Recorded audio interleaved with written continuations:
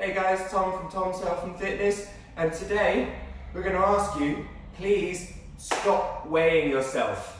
Ditch the scales. Is that a weird thing to say? Okay, so think about it like this.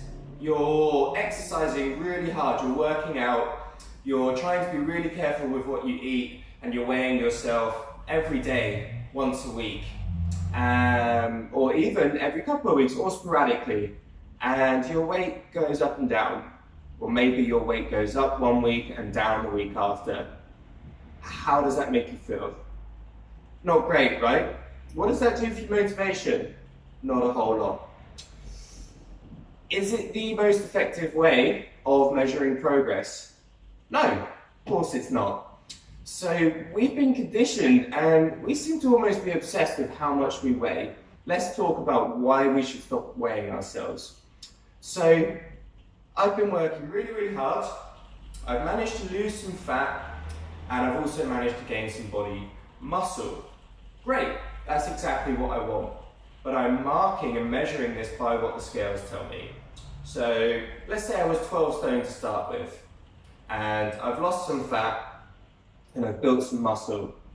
I still weigh 12 stone. Oh, this isn't working. So the reality is, guys, if you were to take a handful of fat and a handful of muscle, we know that muscle is 18% denser than body fat. So what that means is the same palmful of fat and muscle, this would weigh nearly 20% more. So it's actually possible, if you've gained some muscle, you've gained some weight. Okay, Tom, well, how am I going to monitor my progress? It's easy. So there's one is photos, two is how your clothes fit, particularly around the waist, and three is this little thing here.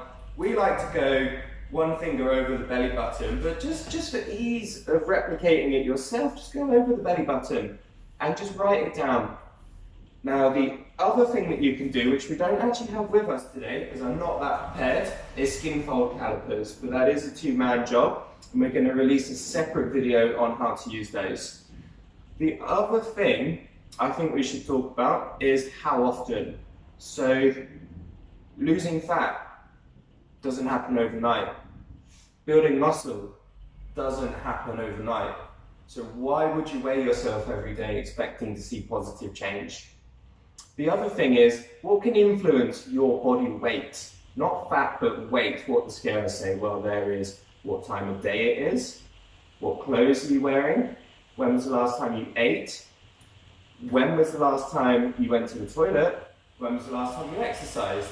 If you're female, where are you in your hormonal cycle? I mean, there are so many variables.